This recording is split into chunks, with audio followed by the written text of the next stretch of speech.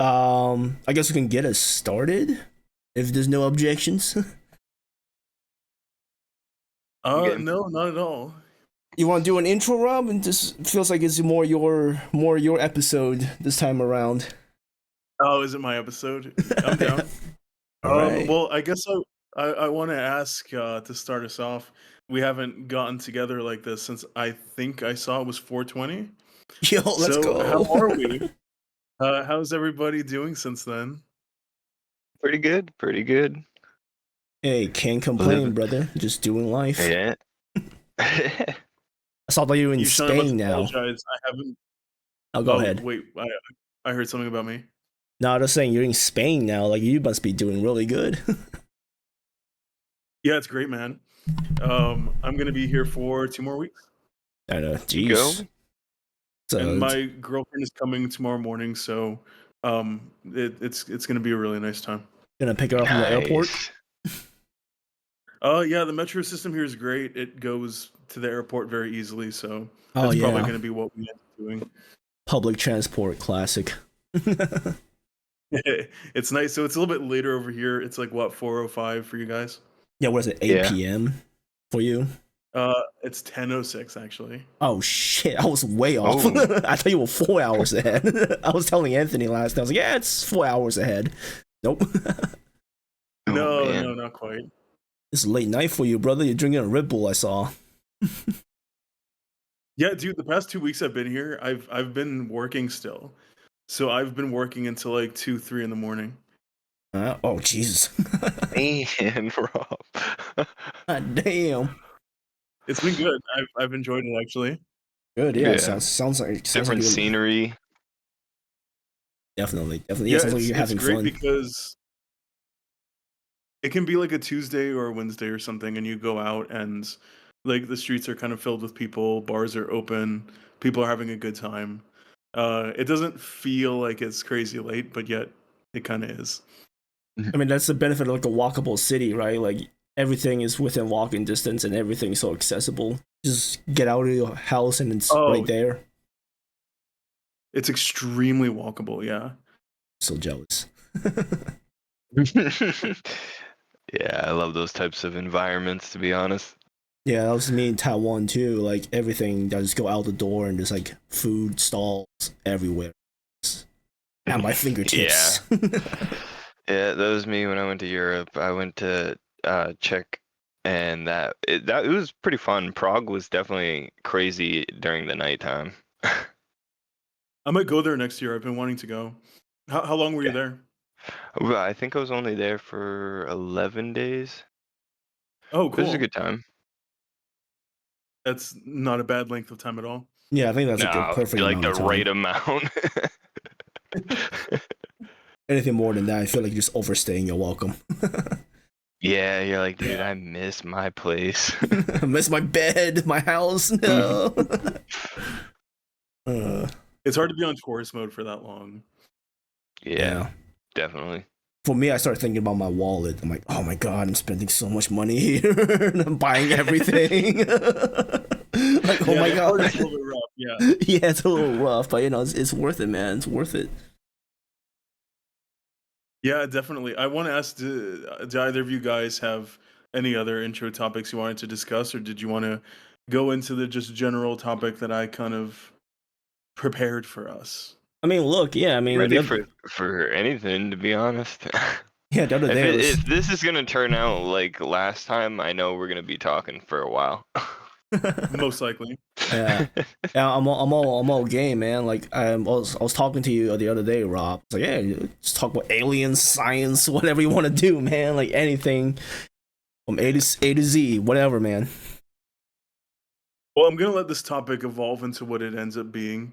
I'm not attached to ending up in any particular place, but last time we had a conversation about video games, what video games are meaningful to us, what it means for them to be a distraction, what's the difference between a functional distraction and a non-functional distraction.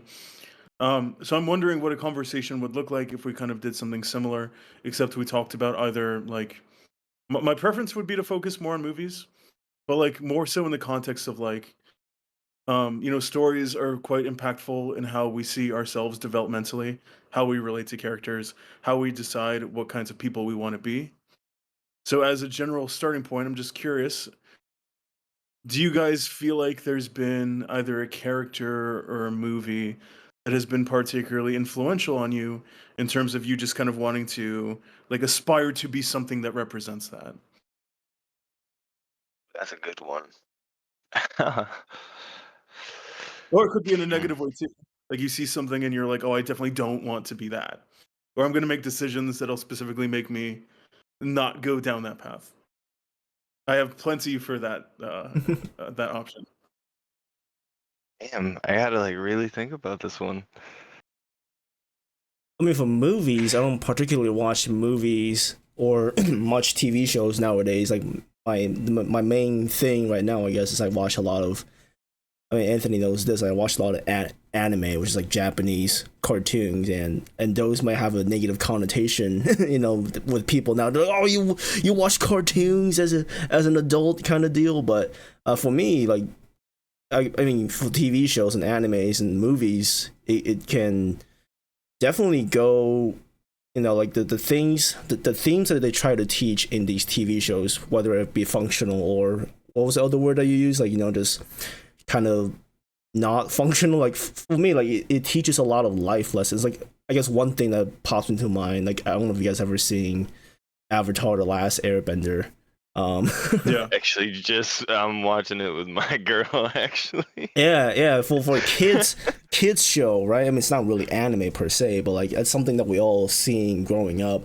And maybe you don't understand it as a kid. Maybe you're just like, ooh, pretty colors, pretty, pretty animations, whatever. But like as a grown up, as an adult, once you rewatch the show, you kind of understand like deeper meanings in like human psyche, I guess, like how people process grief and traumas, like Uncle Iroh and his, like, and his son, when him trying to process and he's like, I'm about to cry. That was a good episode. Yeah, like rough one. just a healthy way of processing, human grief, human emotions, and I think that transcends, the media itself, and I definitely, as a fellow human myself, I definitely try to learn from those lessons and what makes it functional in my real life, in trying to be more, I guess, empathetic in a way, like, hey, everyone's going through a certain story, everyone's doing, everyone's got their own thing happening, and I want to be more mindful in, trying to understand where people are coming from. And I think that's what media, one of the things that media has taught me is just to be more, to feel more of what the other party is feeling, for the lack of better Yeah, terms. empathy. Yeah. Yeah, no, I get it, cause like I'm kind of like the same way. I don't really like me personally. I'm wicked hyper, so me and movies don't really mix. I can't really sit down for X amount of periods, like unless the movie has me like captivated. Like other than that, like I'm bouncing around, I'm itching, ready to go. But I do get what you're saying with like you found like good morals within like anime and like not even just anime but animated series and stuff like that. So I feel like even if you're not into movies, if you can still dissect like the morals and the deeper meanings behind the episodes, I feel like you're gonna come out like a better person. You know, it's all like the somebody's ability to dissect the sequence of what's going on, whether it's a movie or an anime. I don't know how to explain it further than Yeah. that, but like I've always been that way since like I was a kid. Like my dad told me like never believe what somebody tells you because half of it is true, half of it is bullshit, and it's up to you to figure it out. So like that's always something that stuck with me. So like I like you know shows and movies that have like the deeper meaning that you can break off of Mhm. it and try to apply it to yourself. Sorry for my little like rant No, takeaway thing. I was gonna say, No, like, what about you, that's what Rob? we're here for. Yeah, I don't watch a ton of movies for the sake of movies. I've seen like a decent amount. I think like I watched a lot of the classic series that people watch when they're younger, Star Wars, Harry Potter, that kind of thing. You get inspired by those characters. I think more recently, a lot of what I think has been very useful have been movies about like relationships. Mm, I think I saw the movie 500 Days of Summer. Has either of you seen it? I've heard about it. I've never seen it. I haven't seen it. Nope. So just to give a spoiler free, well, actually, no, I'm gonna try to keep it spoiler free. Spoil it. Spoil it. Maybe if that lets you like I talk mean, about it better. yeah, I'm Let me one of spoil those it. people. If it's a good movie, I don't care if somebody spoils it because I want to see it for myself. Hmm. So there's this guy, Joseph Gordon-Levitt. He's the main character, and he's obsessed with this girl named Summer, who's played by what's her name, Zoe Deschanel. And he tries, to his wits' end to kind of be this perfect person for her. And he can't get her to want him. And he's like extremely obsessive and possessive over, someone who isn't interested in him as a romantic partner. And I think for people who are, otherwise maybe where I was when I first watched it, because I kind of like identified with him because I'm like, oh, like he's like a nice guy. Like it's sad that he's not getting what he wants. He's like a nice guy. And like in my own job doing the kind of work that I do where like, relationships are like a big part of my work. Like I try to figure out like what attachment is supposed to look like. What's healthy attachment? What's like, what are the good reasons to be drawn to someone? What's like, obsession and what's not obsession? What's like a natural progression of how your feelings should evolve towards somebody? And this guy he just he sprints and just wants to just force this person to fall in love with him, and she can't. And I think growing up is sort of realizing that not that he's a villain. I'm not gonna say he's the villain of the movie, but like he never really considers what she wants. It's the classic example of like you fall in love like with the idea of someone, not who someone like actually is. Because he never really knew her too well, anyways. They didn't have too many intimate conversations. They never really had like a friendship. He was just like obsessed from afar. And Hmm. I think real relationships are extremely hard and like it requires vulnerability, it requires mutual interest over time, blah blah blah, time and chemistry, whatever platitudes people want to say. But like that's sort of where my mind goes in terms of like more recent stuff. Not to completely change the topic, you Sean, but you said something at the start of this that I actually just kind of want to check in on. Okay, yeah, go um ahead, man. okay, and then I'll come back to what I'm saying. Yeah. But do you encounter people nowadays who like say like, oh, like anime, like EU, like cartoons, like, do you encounter people who say that? The funny thing is, I think I was kind of, and we'll get back to Rob's other topic, first topic, but like let's go back to this one. It is funny that I said that because that's no longer really the sentiment. I think I was more so just spewing, what people used to say about animated shows and anime, Right. and Yeah. I don't think it's any. I mean, maybe like I'm just like on the internet too perpetually, so like, but nowadays don't really think anime is cringe, or whatever words you want to call it. Like I think people like more embracing the idea of an animated series because the idea of animation is the imagination is boundless. Like whatever you want to animate, whatever is in your mind, you can, as long as you have the budget, I guess, and the idea, you can express anything that you want. And I think people are starting to realize that as time goes by, it's no longer just a cartoon or a Japanese cartoon or whatever, even Chinese cartoons nowadays.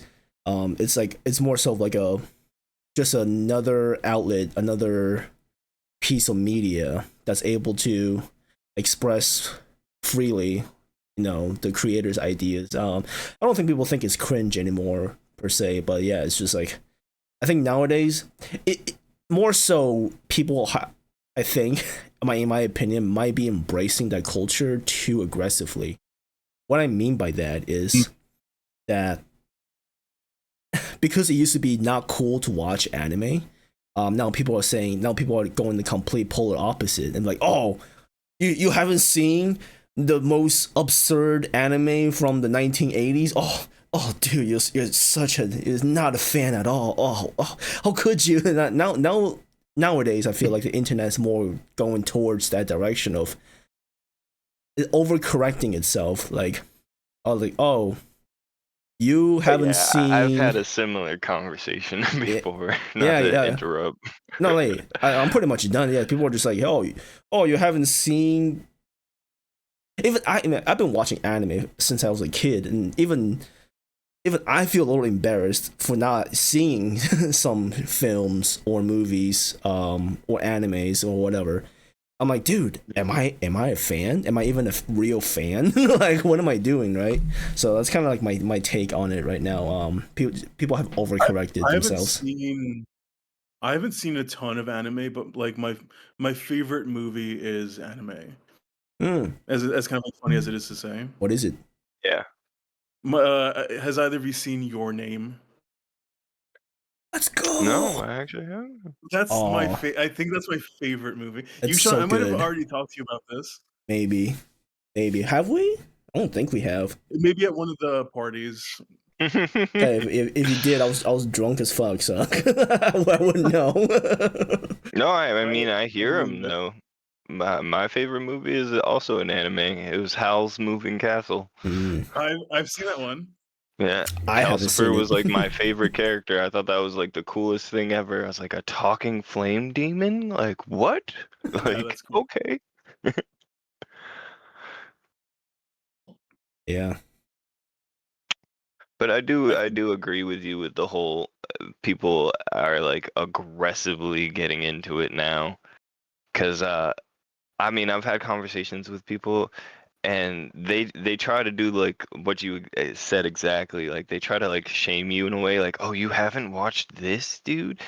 I forget the exact conversation, but a previous coworker that I worked with, Connor, I remember we were talking about anime, and then like out of left field, he's like, oh, you haven't watched that time I got reincarnated as a vending machine or something like that? And I'm like, someone was just talking to me about that one. I was like, who did? I was like, first off, not my cup of tea. Wait, my brother was just talking to me about that today. He's like, "Is this like, have you seen the vending machine?" I'm like, "No, I refuse. I'm not gonna watch that." I'm like, there's a line with some people. Say what, Rob? I just heard about that series this week. It's so funny. That's a current trend of the Japanese anime industry where the names are just so ridiculous. I just watched a show called In My 30s, just got fired from the Demon King's army, and now I am. That's literally the title. I'm not even. It's not even a summary. I am trying to remember the exact title. I know what you're. And I watched the whole 12 episodes, and I hate myself for that. It was such a shitty show, but I was like, it's so bad. It's like a train wreck where you just can't stop watching just because it's so bad, but the story is just like okay enough for me to just keep going. It was the worst time, like the worst 6 hours I've ever spent in my life, but but I did it. I was like, fuck it, I'm in it for the ride. Yeah, I had another conversation with somebody about that, and I was like, I feel like we're in the age of like people are just pumping out any idea that just comes to their head instead of just working on previous projects that did well and that could succeed more if you actually, furthered it. But they're like, oh no, we're gonna pop out isekais like babies. Like Isekai, Rob, is the idea of reincarnating into a fantasy world. So you die in like the real society, modern world. typically, stereotypically, by a truck. You get hit by a truck, and then you wake up in this fantasy world with like video game powers, or like Victorian times. Like yeah. So And then they're that's always on a quest Yeah. to do something. it's a. I want to go back. Like I don't want to cut off Rob's initial topic about the 500 summers thing, but yeah, that's like 500 days of summer. 500 days of summer. But yeah, it's just like a trend. Like the idea of reincarnation is always like very intriguing to people. Like, what would you do if you were given a second chance, essentially? So, I think that's why people like are so drawn into it, and I think that's also why kind of Anthony touched on it. It's like it's just trash anime. Like the ideas, some ideas do not need to be presented. I do not need to know what a second chance as a vending machine will be like. Like, you know what I mean? I heard he can turn into different kinds of vending machines, and has like unique ways of like solving problems as a vending machine. Yeah, I'm not advocating it. I haven't seen it. I haven't But I've seen heard it it either. and like meets the like eye initially. Yeah, I haven't seen it, so I But- can't guarantee it's good. yeah.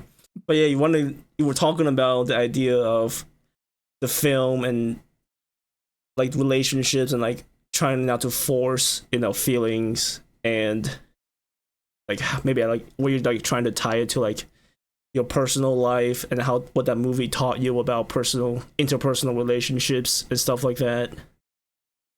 Yeah, I think the movie more so than anything else just taught like I don't know, self-awareness. Mm. You know, it's easy to just feel like you know, you're entitled to things because you view yourself as like a nice person or the right kind of person, or you Mhm. have this vague idea of destiny, and when you feel something so strongly, it's only a matter of time that when like the other person sees how strongly you feel, like they'll feel it too because like it's so real to you, and if it's real to you, it has to eventually be real for them.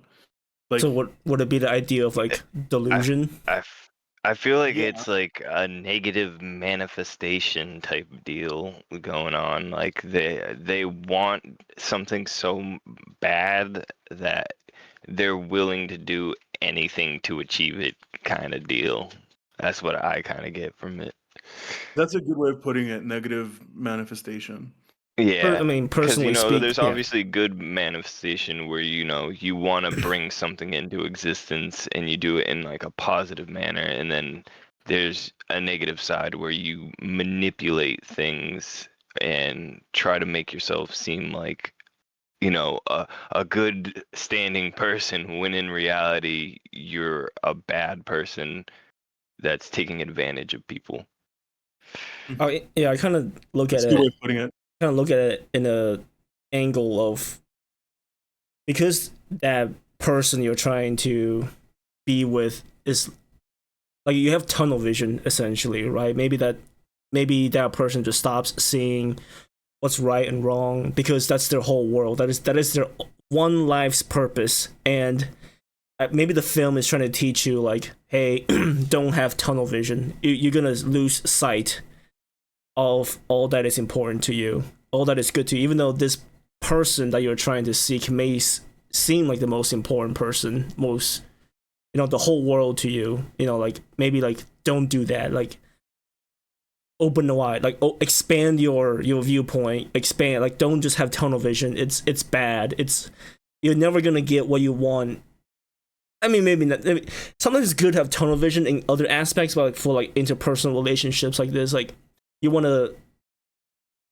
don't want to like force your ideas onto that person, like just because you think that that's the way that they should think. That's not how relationships work. It's it works both ways. You need two people for a relationship to work. But yeah, I don't know where I was going with that. I was like, I just don't have tunnel vision. It's like just don't be toxic. No, I mean, guess.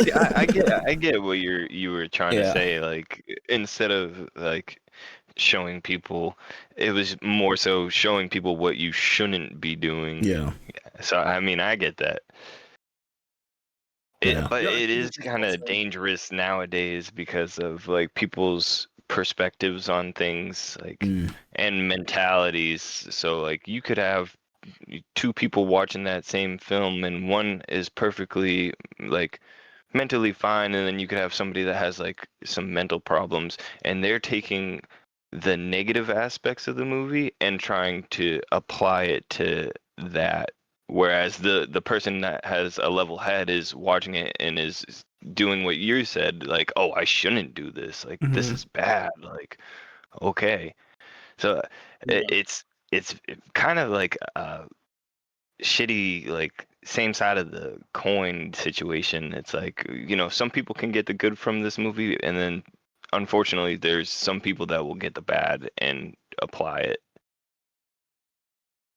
Yeah, it's interesting because I feel like a lot of people when they watched it, they saw, the love interest Summer as like a villain. And it's been a Mm. while since I've seen the movie, but like you can say, oh, she could have communicated better. Oh, she could have done like maybe there's like an argument to be made there, but like it just like the having interest in someone is just such a baseline visceral thing. It's hard to intellectually manifest. It's hard to convince yourself like you can have like a friend of the opposite sex or whatever and think, "Oh, I think that person would be like a good partner. I think this person could be like a good mother to my hypothetical kids." But like I'm also not like drawn to her. She's not like the archetype that like I'm going to get like super into. You can't do anything about that.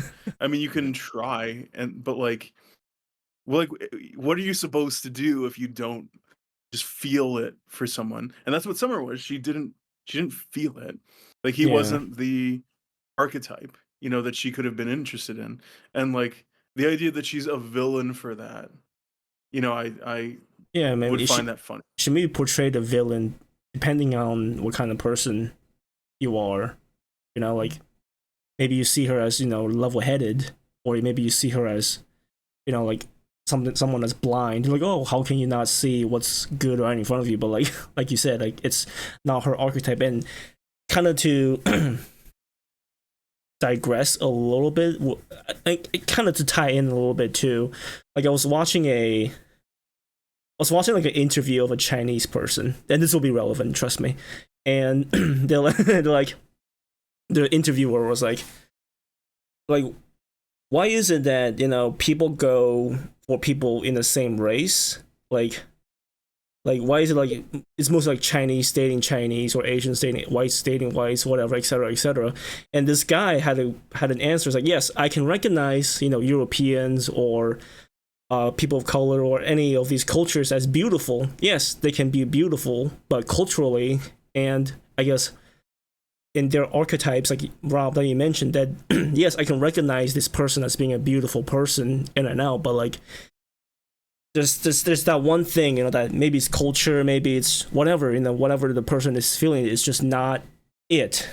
Like that's, you're able to recognize the beauty, but it's not something that would necessarily fit into your puzzle. And maybe that's what and maybe that's how some people see her as a villain. It's like she doesn't recognize it, but like other people can see it as like, oh, I mean, it's just now part of the puzzle. She just doesn't fit into that person's life the way that the person wanted her to fit in the life. If you don't feel it, if the vibe is off, as the kids say, if the vibe check is off, then there's no point to keep forcing it on. Yeah, that's an interesting point. There's, just going into the idea of like the archetype, like what you're saying, you Sean, it's sort of that plays a pretty big factor because like I think the conventional psychological assumption, behind like why we're drawn to certain people is like you're drawn to like an archetype of person that represents like unfinished business of your like unconscious mind. Mm-hmm. And who are you most likely to have unfinished business with? People who, in general, fit the norms of your parents, because those are your first primary attachment figures. So if like you're more interested in people who come from like your culture, sure, race can be like a factor too, but like that can be kind of jumbled in there. Yeah. Like you're going to be more likely to have mental unfinished business with something that you have like that connection to. Yeah. Would it be unfinished business? I don't know. What do you mean by like That's the way unfinished some business? people. That's the way some people phrase it, but it's. I mean, you can look at it a few different ways, probably. Okay. Yeah. Yeah, yeah, just like it was a topic that I just thought would tie in, and maybe that's just like, hmm. But yeah, my whole idea was just trying to tie into the fact that yeah, it doesn't fit into the puzzle like culturally, or maybe it's like maybe the person just has tunnel vision. I don't know. This goes into like so many different directions again. I'm like I have like a million different thoughts in my head. Like I wasn't expecting myself to like think about so many aspects like that. I was like, oh, but I mean we can move on. But I was like, holy shit, so many things. Yeah, that was a good addition. Yeah. So like, I'm not throwing flowers and digging a grave for the topic that I brought here, but there Flowers. was something we were talking about earlier that is still interesting to me. Oh yeah. Because like what you guys were both talking about in terms of like conversations that you've had with people about like anime, and like people being like, oh, but like, have you seen this or have you seen this? I mean, I'm assuming that feels like it's some version of gatekeeping. Like, oh, you're not an authentic enjoyer of X because you haven't experienced like all this other stuff, right? Mm-hmm. So like, I guess I'm wondering, and this is a conversation about anime, but I guess it could be about other genres of stuff. But like, what does it mean to like anime? Like, does it mean you like the art form? Does it mean you've seen enough of it and you like enough of it?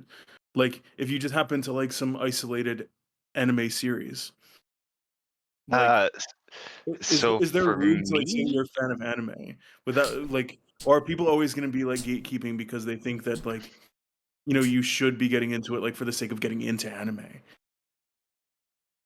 I wouldn't want people to get into anime just for anime.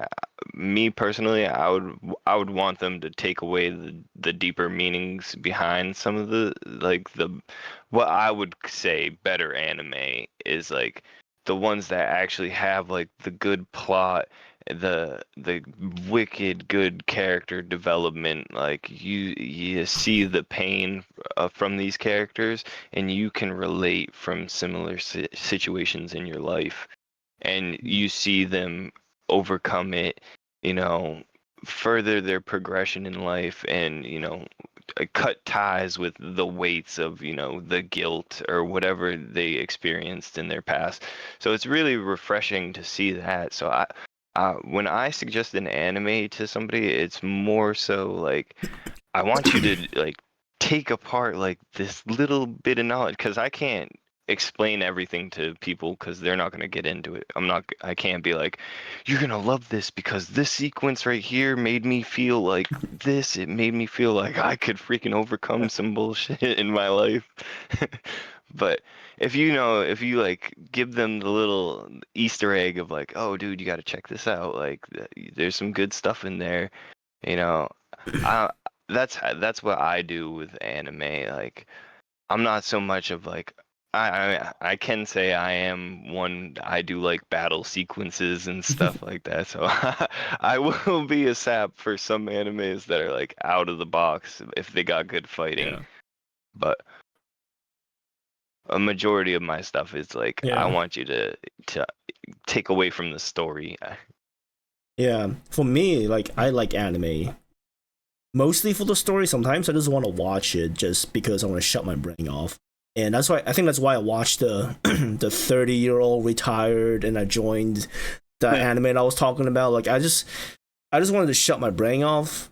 Maybe because I'm like it was like a stressful day or whatever. It's like I don't want to think about anything. And that's like one of the beauties of anime. Like you can just shut your brain off, or if you really want to engage with it, like what Anthony said about stories and like how they portray the human psyche and stuff like that. And I think mainly, I mean, stories goes as far back as the caveman days. Like we all want a good story. We all want a good hero villain story, and the anime portrays a lot of that. I'm sure same for movies too. I don't watch enough movies to say for sure, but I mean, for one example, like I've been watching One Piece since I was a child. The show is literally like, was it like 25 years old now? Like maybe more. Yeah, it's crazy. Yeah, it's so I literally grew up with the show since like episode 1 when it first aired on TV, and I would just like watch it sparingly. And then when I came to the States, my cousin had like DVD sets of the show. So nostalgia really plays into why I like anime. And more recent times, like a lot of animes have been trying to teach people how to be. Let me rephrase that. A lot of animes nowadays have been trying to teach people how to be a better person. And I think it's very valuable in trying to navigate society, especially today when everything just seems to be going into the shitters. Or not a politics, channel or podcast, but like it just seems like everything is going to shit. And you might call me childish, like, oh, you're seeking cartoons, to alleviate some of that pain in life. But like it teaches a lot of stories. Like one of the animes I can really recommend to you, both Rob and Anthony. Maybe Anthony has seen it already. It's called Vinland Saga. Have you guys heard of it? I don't know anything about that one actually. Vinland Saga is not your typical anime. It's a story of a family, well, I guess generations. Would that be right? Vikings. It's a Viking story, and to not spoil it too much, it's the story of a redemption of where the main character is like the lowest rung, the shittiest of shit. He's done atrocious acts of crime and evil, all because what he thought was the right thing to do turned out was not the right thing to do, and he had to learn that the super hard way. Like you have imageries of hell, imageries of his father, his family, and what it means to be a human. It's not just a battle anime; it's a battle within himself. To watch him struggle, and learn to be human again after the atrocious acts that he has done, just because that's what he thought that he had to do. It was one of the most powerful pieces of media I've ever consumed. I was like, and I watched it on the airplane. And I remember stewardess watching it with me because I had it on my iPad. I didn't know she was watching it with me until my brother was like, she was watching that with you when she was waiting to get into the bathroom. I was like, wait, what? Like, yeah, it's a very good show. I would highly recommend it. And that's like what I was trying to like talk about earlier with like taking away like the story and freaking like learning from it. Because one of my favorite animes is Tokyo Ghoul, and that is not a happy-go-lucky anime story at all. It's a tragedy, but just like what he said with Vinland Saga, it's about the main character going through like terrible like ground leveling experiences, and he's fighting himself and trying to figure out if he's still human or if he's a monster like everybody says he is. And like stuff like that, it hits home because it's something like deep within people. It's like, am I good, or like are the things that I'm doing make me a bad person? So I feel like they kind of like seek it out in anime. Like, oh, okay, this guy is portrayed as bad, and I'm kind of doing some similar things in my life. Like, maybe I should stop. Yeah. What about you, Rob? What anime did you say you saw recently? Oh, I haven't really seen an anime recently, unfortunately. Oh, what was that one? The last one I watched was I watched. I don't even know if I finished it, but I watched one called Fruits Basket a couple years ago. That was fun. I like a good romance story as much as the next person. Yeah. But I'm overdue for like actually starting another one. Which I mean, you both have provided obviously some good recommendations. So yeah, those two are great. If you really want to cry, Yeah, those are definitely gonna hit you in the feels. I have Are one. those on like Crunchyroll or stuff like that? Yeah, Netflix too. Yeah, I Cool. believe so. I have Netflix. Yeah. I can do that. You have Netflix, so if you really want like a gut wrenching like cry of an anime, it's beautifully animated. It's called Violet Evergarden. I don't know if you've ever seen it, Anthony. Evergarden. Yeah, violet as in like the color or the flower, and then Evergarden. Again, it's about like a kid soldier, and all she has known is war, and her journey into learning to be being a human is, and it presents a lot of themes. And one of the themes in particular was the idea of motherhood and its temporary existence in one's life. And that everyone who's seen that episode has always bawled their eyes out. Yeah, it's a very powerful episode, but yeah, it's a beautiful show. Give it a watch. There you go, three different shows that can be on your list. Yeah, I appreciate that. Will probably have to be in a specific kind of mood to willingly watch something that I think is going to make me bawl my eyes out. But it's always yeah, rewarding. I never like regret having that kind of experience. I rewatched Coco the other day, and that movie does that to me. Oh, I've heard that's a really that good one, movie. that one gets me. Yeah. Still, I've never seen it. Yeah, there's a so to tie back into the movie things. I do watch movies. Most of the movies are usually animated because I usually take my nieces and nephews to go see them. Oh, cool. But I would say a good like 6 out of the 10 freaking like Disney Pixar movies will get me choked up at one moment in the movie, and I'll be like, damn.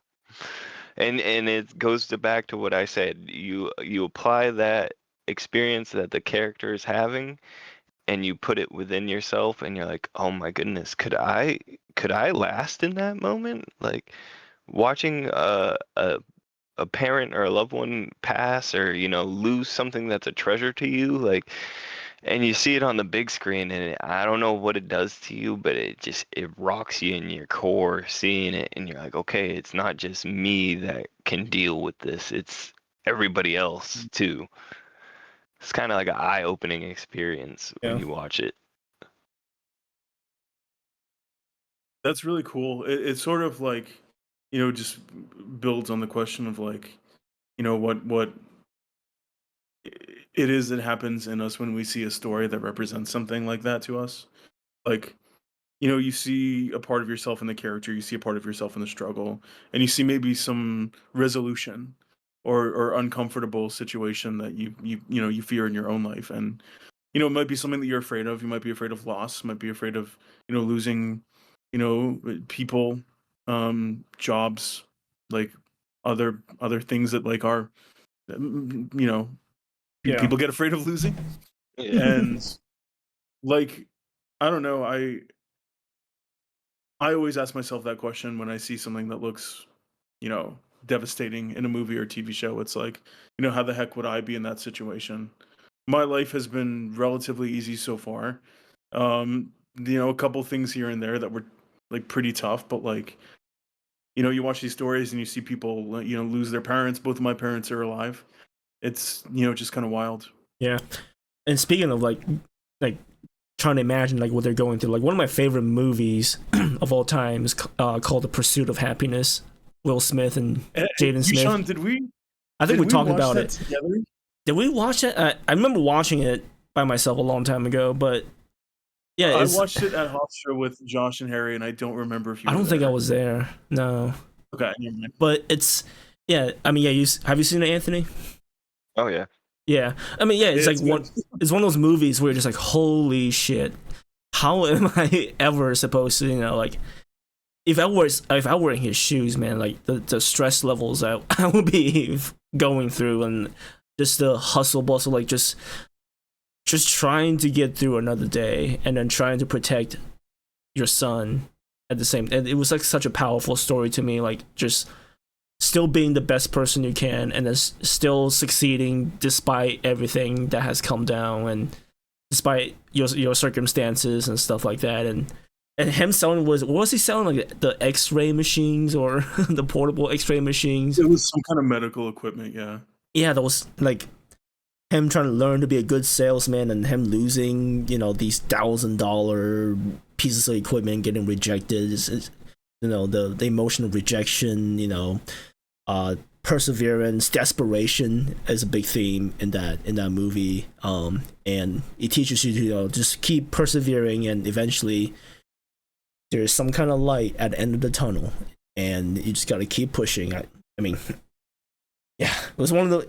I watched that movie when I didn't speak much English, but still, like the raw emotions of that movie like really hit me pretty hard. So I need to give it a watch again. The movie came out ages ago, didn't it? Yeah. You should Pull it up. Pull it up. What's up, Rob? Now that I got Also- 2 screens. what a child performance from Jaden Smith in that movie. And how much of a downhill he has gone through since. That's a like- different podcast. That's a different podcast. Well, we talk about celebrities. Oh my god! Wait, yeah. Keyshawn, I have a question for you. I may have don't an want this to answer. turn into a whole other topic. Like, you mentioned you watched the movie before you like spoke much English. Mhm. Like, 2006. okay, technically I speak 2 languages, but like, what's it like remembering a time when you didn't speak like kind of like the primary language that you use? Like that just sounds kind of trippy to me. What is it like? Yeah, like what's that like? Well, Like does English feel native to you, or yeah. do you still do like translations in your head? So right now, yeah, English is native to me, but Okay. I mean, it's a gradient, right? Like I went from not knowing English to eventually being completely fluent. That's debatable. In English, No, so I'd say that. it's a gradient, right? Like there's no point where I can pinpoint where I maybe stopped thinking in Mandarin and started thinking in English. But what it was like, I don't know. Like to be a person that didn't speak English in an English-speaking country, it was as if like I was a very talkative kid, so I was yapping a lot back when I was a kid. I still do nowadays.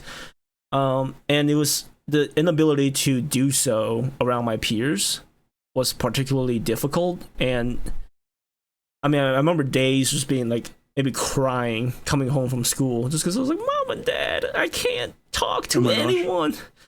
And I don't understand what the teachers are saying. So a lot of times I'm just like, it's as if I was in a bubble and everyone else is like blurred around me because I just didn't understand what a white person was, what a black person was, what a Jewish person, whatever, right? My world was just Mandarin, Asian people, and whatever I knew. I mean, I guess it's a lot of kids, but like, and the language barrier definitely exponentially made me feel isolated more from my peers. And like Americans are very nice. They're always trying to like get you to be part of their, like if they see that you're most Americans, but they're very nice. Like they were trying to get get me, to be their friend. But I was like, I don't fucking know what you're saying.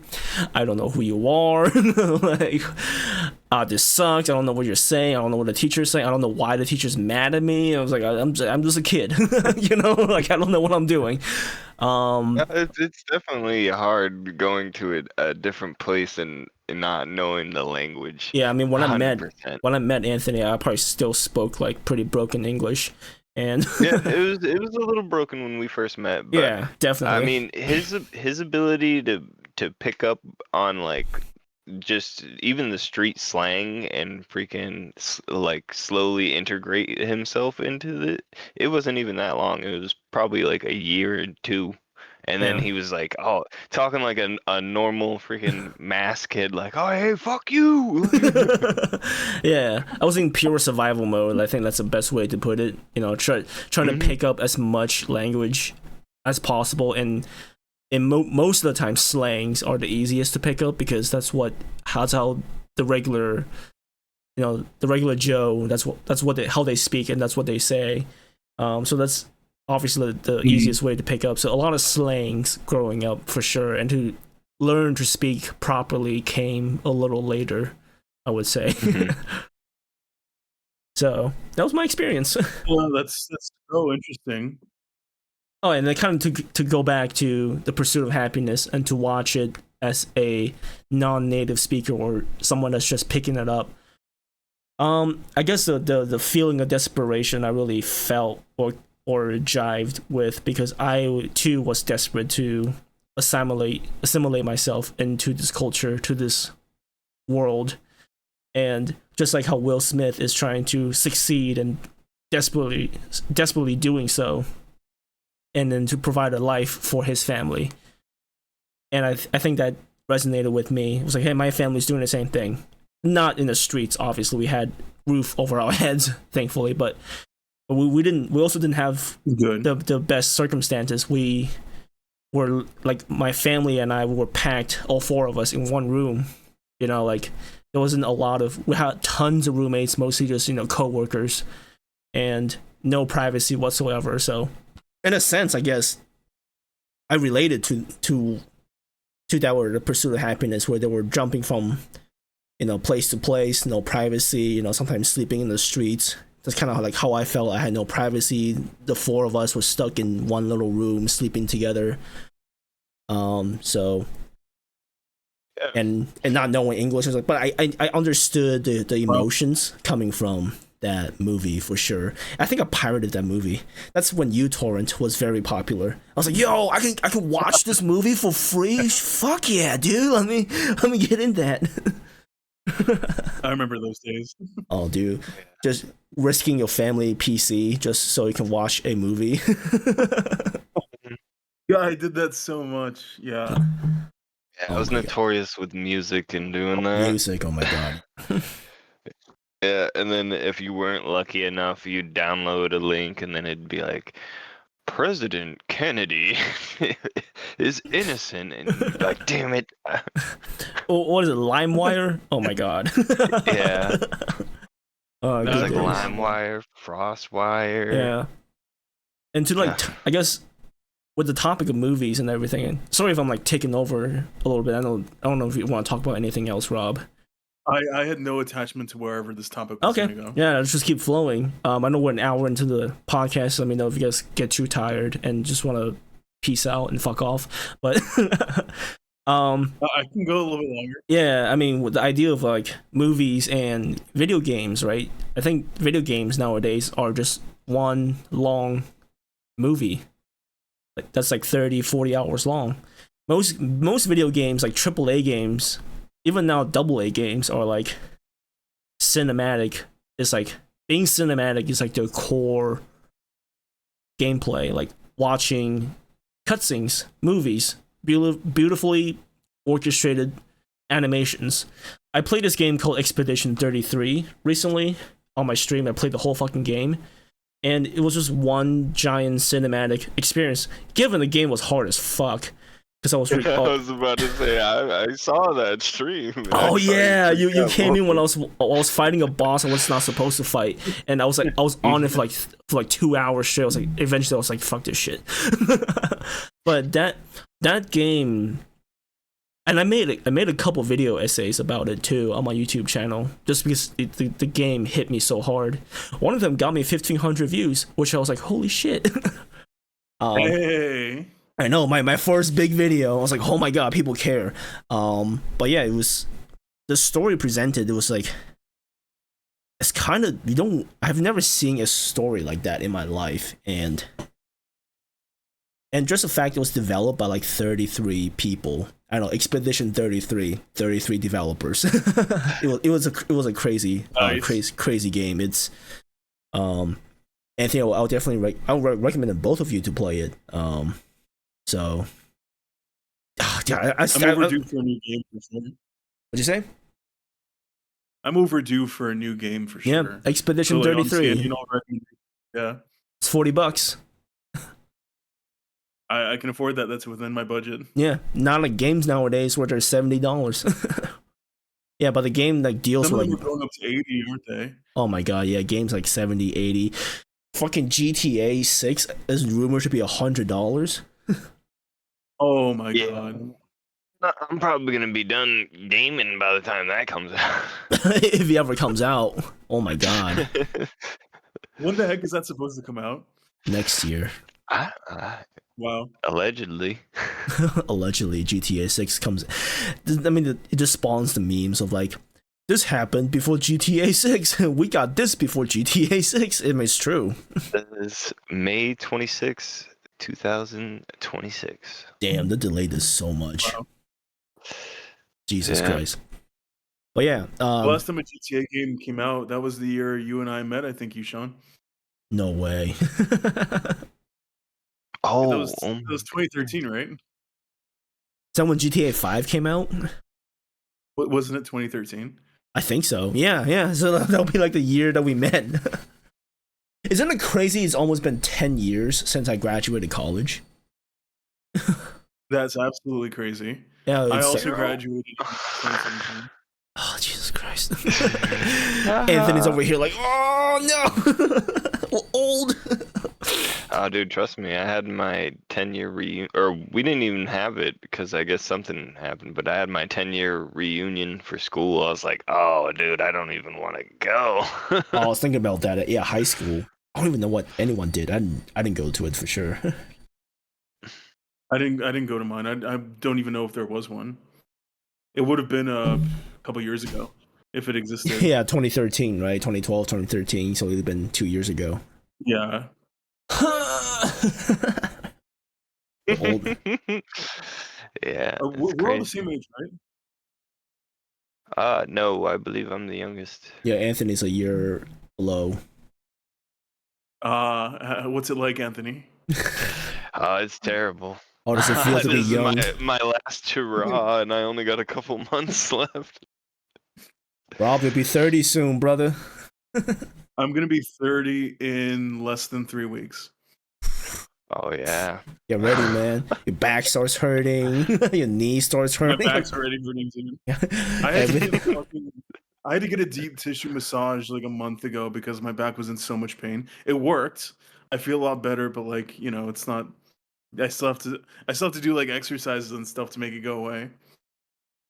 I mean, that's the one thing I still. Gotta hit the morning stretches, guys. You gotta do the morning stretches. Yeah, that's one thing I always kept know. up with is working out. I mean, my volume has definitely gone down a lot, but I still try to go like 2 times a week at least. You know,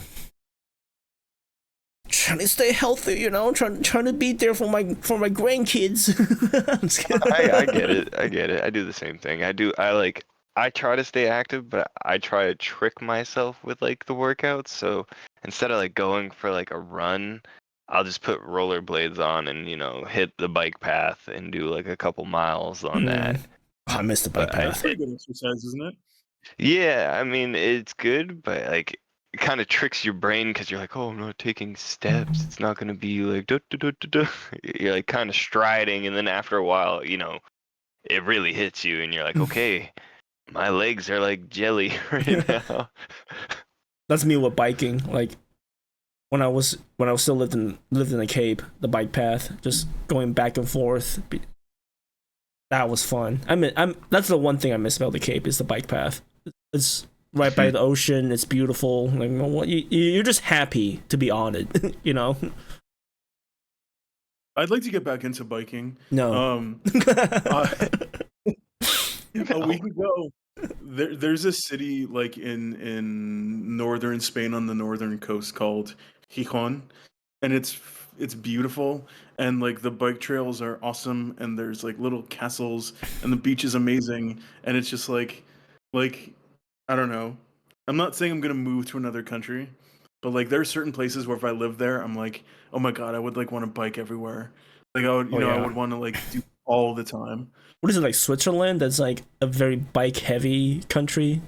It's one of those I think European it is. countries, Yeah. yeah, where everyone just bikes everywhere. Like bikes are on the road, there's bike lanes everywhere. Oh, there's so many bikers here. Oh yeah, Yeah. start biking, man. The public bike share system is pretty good and it's not expensive. When Okay. I used it a week ago, I did a combined like 2 hours, and it was only the equivalent of like $4.50. Oh So it's not shit. like crazy Nice. expensive. See, that's what I like. I tell everybody, like, if I'm going to travel outside of the country, like, I want to travel somewhere that, you know, the American dollar can be stretched a lot further, Oh, yeah. you know. For You sure. know, like when I went to Czech, like, I think I did like a couples massage in like a sauna room and everything. And like me, I'm expecting I'm spending like $500 for like the experience and everything. And I think like the total of it came to like $60, Oh like shit. Wow. American dollar. And I was just like, oh my goodness, like I would come here with like 3 grand and live like good. Yeah, I totally get that sentiment. I think that's maybe another topic, but like the the general American sentiment is just like everything is expensive. But when they go out of the country and then go to like the Czech, or maybe for my instance Taiwan, even Japan. Like when I went to Japan, my dollar stretched so far. I felt like a fucking millionaire. I was like fucking. Like meals, like breakfast will cost like $2 at most, and you get like a whole like like egg pancake, or this is in Taiwan, like egg pancake and like a side of like soy milk plus like a soup dish or whatever, and that's like $2 or $3. You're like, what? This is, I'm eating like a king. Like, Yeah, you know, whereas if you're in America, you're spending like 25. Yeah. Like, you can go to your like local 7-Eleven in like Asia, and they have like the best like foods in there. Like the standard of living in other countries are definitely higher than that is in the US, but I think in the US there's more, it's so cliche to say freedom. There's more freedom here. I told you that my brother was in Singapore, Thailand, and Vietnam last month, right? I think so, yeah. Yeah, he can confirm that the 7-Elevens are lit as hell, and the dollar does pretty okay. Particularly in like Vietnam. I think Singapore is more of a like Yeah. one-to-one version. My godbrother from Taiwan is actually in my chat. He just followed me, and yeah, he definitely attests to just cheap services and immaculate 7-Elevens. He himself worked in a 7-Eleven when he was younger. So, and they just do nice. everything. And it's like a post office. You can pay your bills in 7-Eleven. You can. Are you serious? Yeah, you can pay like your electric bill in 7-Eleven. You can mail things in 7. It's like a multi-layered service like in Asia, like what 7-Eleven, so just convenience stores can do in general, which I wish they had in America, which apparently the Japanese 7-Eleven company bought out all the shares in like the Western world's 7-Eleven. So now the Japanese company is the parent company for all 7-Elevens in the world, and they're investing billions of dollars apparently to transform the 7-Eleven experience to that of what it's like in Japan.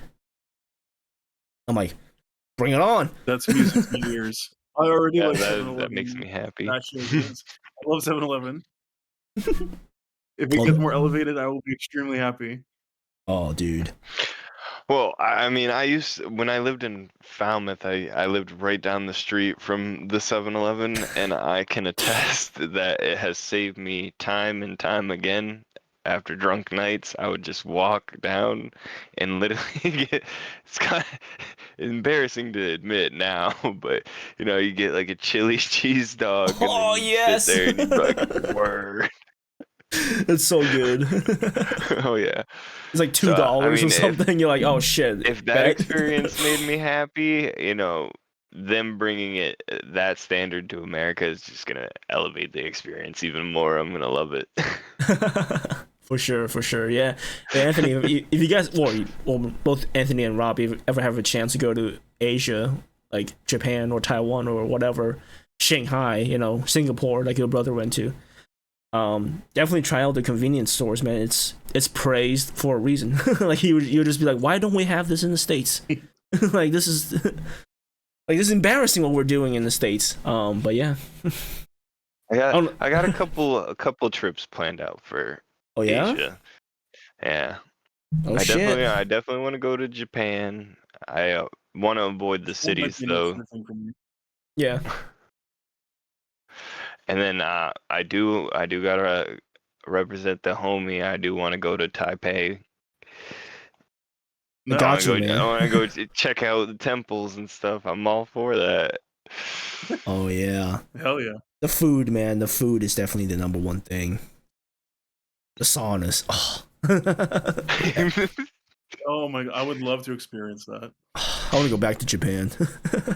That'll be fun. Anthony, what other trips do you have planned? Oh, I want to do like Japan, obviously, like I said, but I want to go to like the different places like Kyoto. I want to avoid Tokyo because like I've talked to like a lot of people that have gone out there and they basically like sum it up as like a different version of like New York.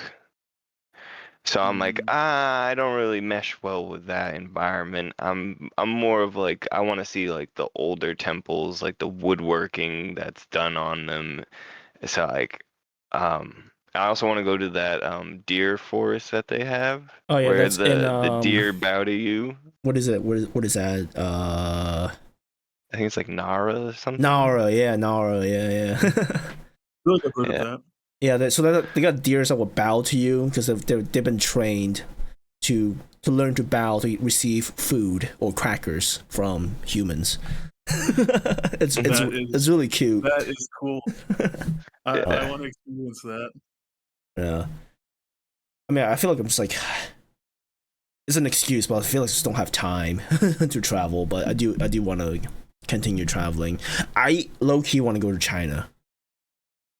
I feel I do like too. China I feel like nowadays that would be a good one. is like the so Japan back in the day used to be like what we see as like the future city, the future country, futuristic country, and now I feel like China is taking that mantle of they're producing like the best electric cars, the phones, video games, movies. I Like did want to check out. I forget what the place is called, but it's literally like a city built on top of another city that they have oh out yeah in yeah China. And I was yeah. like, I really want to check that out. I want to Like see how it's that. like you're like 50 floors above, but it feels like you're on ground floor until you reach the edge and you look down and you're actually on a giant cliff. you're like oh, this Yeah. is not the ground Built floor. on top of another city. Yes, it's like it's super trippy to see, but like it's basically like a giant like apartment mall complex that's the size of a city, and they got their own like public transports like trains, subways, and stuff. But it's just one giant apartment complex with malls and food, and that's built like super high up. So it's like a city on top of a city on top of a city, essentially.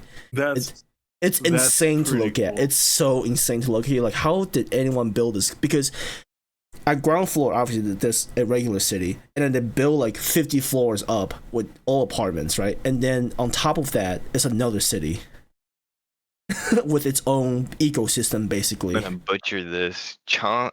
Chongqing? Yeah, Chongqing. Yeah.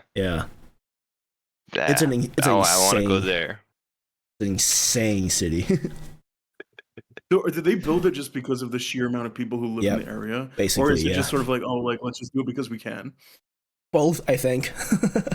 I think it might have been like Yeah. infrastructure, like flex, like, hey man, like we have all these people, like we can build something cool for you guys. Yeah, let me see if Chongqing mega city.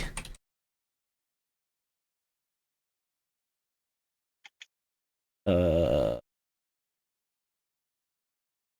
can't really find a good photo, but It's crazy. It's crazy out there.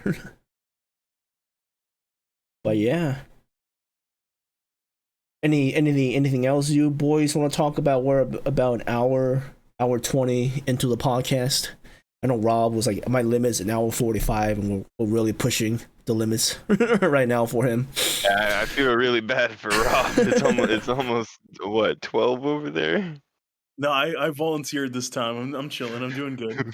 That's good. Yeah, I mean, I don't really have any crazy topics to talk about. Like again, I came into this podcast blind. I was like, what is he gonna talk about? What does he want to do? But yeah, I think it's been a pretty good discussion. Anthony, got anything you like want to particularly talk about? Can be anything at all. No, I mean, you pretty much summed it up perfectly. I came into this blind. I mean, every time we have conversations like this, I enjoy it. You know, get different viewpoints from Yeah. people. I think it's good to have like a pretty intellectual discussion once in a while to just kind of not just kind of like talk about ideas a little more in depth, as opposed to our regularly scheduled streaming where it feels like we have one brain cell and we're just kind of shooting the shits the whole time. Like last night I streamed till like 2 a.m. with these boys, or like 1 a.m. and my brain was fried, but it was a good time regardless. So Yeah. how do we feel about just like the structure of like the conversation today? Do we want to, have like segments, or do we just kind of want to start with the topic and just see where we end up? Because it's fun just naturally following the flow of the conversation. Yeah, I feel like the more we It can do feel a it, little bit forced, like you like make yourselves talk, or we made ourselves. If we made ourselves talk about one thing for like an hour and a half or whatever, it might not feel as natural. So like, honestly, just the way it worked was fun. Yeah, that's good. That's kind of why I like enjoy it, because we start off on one thing, and we may go to BC all the way down, but then we try to like go back to like A. Like, hold yeah. on, we're getting too far. I think with this like the video format, it's critical to kind of let each person talk just because of the delay that the video has. It's not like a natural conversation, right? Where every feedback is real time. So yeah, I mean, I like the format that we have where we're just kind of like have a topic. We start with the intro, like, "Hey, what up, boys and girls?" I don't know if we say that, but but yeah, it's kind of like a chill intro, and then like some kind of topic, and then we just kind of let each of the members, chime in with their thoughts and stuff like that. And I mean, I think it's working out pretty well. That's how I learned, how I've seen other streamers do it whenever they do like a video format podcast, where there's that kind of delay, and it's kind of hard to just like, cut in, like as like a regular conversation, to like kind of just insert yourself into the middle of a sentence and stuff like that. But yeah, I mean, I enjoy it, and I like talking to you too. Yeah. Likewise, I feel the same way. Yeah. Good. Like I said, everybody coming from different backgrounds and stuff, and we're able to sit down and have an intellectual conversation. It's good, and I hope it's eye-opening to people, like us, Yeah. to break out of their norm, and instead of talking to your normal group of people, branch out and talk to somebody that has a different perspective on a subject. Mhm. For sure. I mean, yeah. I don't really have anything else to really talk about. Anthony, is that a Fue Coco back there? Yo. Yes, it is. I actually liked Generation 9, I'll admit that. Yeah, they had good ones, I will admit. The new Pokemon's coming out there soon, right? I believe it I already think came so, out. yeah. Oh, it's already out? It may be. Let me Are you see. This talking is about the Legends CA or Yeah. whatever that's called? Yeah. Yeah, it might already be out. Well, shit. I have no idea. October 16th is when Oh, it comes out. it's in a month. Oh, so pretty soon. Yeah. I don't have a Switch. I can't play. Oh no, me neither. I gave up on. We had that discussion last night with Nintendo. Oh We're my like, god. yeah, they're being a little greedy. Time for me to step away from that. I hate it. Yeah, I do not fault anyone who feels that way. But yeah, Rob, I gotta see you in stream in our streams more. I've been doing Jump King more. I've been a bit absent, unfortunately, but I want to go back to being, a very frequent visitor to the Matt was streams. supposed to be here today. Where is he? I saw him today. I was chilling with him earlier today. I was like, yo, I got a podcast at 4 p.m. today. He's like, oh shit, I'll chime in. Not here. Matt Radowitz? Yeah, Matt Rattle. Matt, I'm really disappointed in him. God damn it. Maybe he's watching. Maybe he's just lurking, but still. Who knows? We'll never know. We'll never know. Yeah, I'll miss that guy. I'm gonna make time to come out back to the East Coast again. Oh shit. Okay. I don't know when yet, but I Okay. really want to make that happen. I was gonna say Billy's Halloween party is coming up, and Kim's 30th birthday in November. Damn. Yeah. So It might be possible. Oh god, I'm going so many places. hey, no worries, man. My man's a world traveler. He's in Spain. He's in California. He's in Pennsylvania. He's everywhere. I'm gonna go to Mexico in December. And he's just going to fucking Hey, Mexico. there you go, There you go. I have not visited the main countries of either of my parents' roots. Mexico will be the first one that I go to. Nice. Nice. Dude, And I then hope Ireland you will find be some there. stuff. Ooh, Ireland. Yeah. I was supposed to go to Ireland, like COVID stopped me. I remember you, Sean. That story bums me out every time I hear it. Yeah. Yes, it does. Oh well. At least I didn't get stuck at the airport and lose like 5 years of my life from stress. So it's a blessing in Yeah, it disguise. could have been worse. Yeah, that's what Silver Kayla. That's what Kayla had to go through. And that Good is a shitty experience I never want to experience. I hope So- you don't. Yeah, but yeah, we gotta travel more, boys. Hell yeah. Last thing that I want to bring up. Do you guys want to try to make this like a once a month kind of thing? Yeah. Yeah. I'm down. Fine. Once a month, and we'll just shoot the shits. It's not a big commitment at all. I'm Sounds like a good streaming. time. I'm streaming more nowadays too. So trying to keep up on the grind, trying to be more consistent, be the next big streamer. I'm just kidding. I hope you are, you Sean. Maybe one of these Yeah. days. Me and Anthony Yeah, and, keep and going. Tom Perseverance. on top of the game. Thank you guys for the conversation. This was a blast. Yeah, Likewise. until next time, guys. All right, boys. Well, that's the podcast. Thank you, boys, for having all of us. So until next time, with the fucking claps. I didn't even know you could do that. Wait, golf clap. All right, well, that's us for now. Really appreciate you guys talking with me and Rob for putting this thing together. But until next time, guys. And Anthony, if you want to stream later, let me know. We can play some Borderlands or something. But yeah, All right, That's see you it. Alright, guys. guys. peace. Bye.